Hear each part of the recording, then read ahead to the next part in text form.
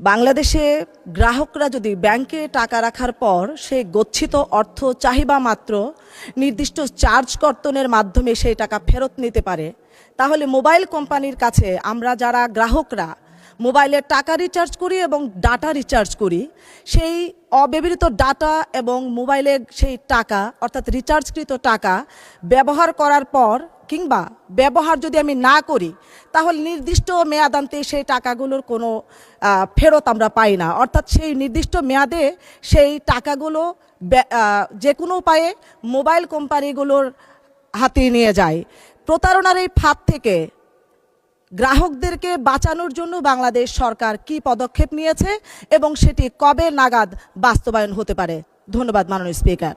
বাংলাদেশে গ্রাহকরা যদি ব্যাংকে টাকা রাখার পর সেই গচ্ছিত অর্থ চাহিদা মাত্র নির্দিষ্ট চার্জ কর্তনের মাধ্যমে সেই টাকা ফেরত নিতে পারে, তাহলে মোবাইল কোম্পানির কাছে আমরা যারা গ্রাহকরা মোবাইলের টাকা রিচার্জ করি এবং ডাটা রিচার্জ করি, সেই অব্যবহৃত ডাটা এবং মোবাইলের সেই টাকা অর্থাৎ রিচার্জকৃত টাকা ব্যবহার করার পর কিংবা ব্যবহার যদি আমি না করি, তাহলে নির্দিষ্ট মেয়াদান্তে সেই টাকাগুলোর কোনো ফেরত আমরা পাই না। অর্থাৎ সেই নির্দিষ্ট মেয়াদে সেই টাকাগুলো যে কোনো উপায়ে মোবাইল কোম্পানিগুলোর হাতে নিয়ে যায়।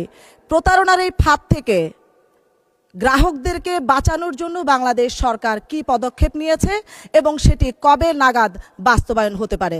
ধন্যবাদ মাননীয় স্পিকার।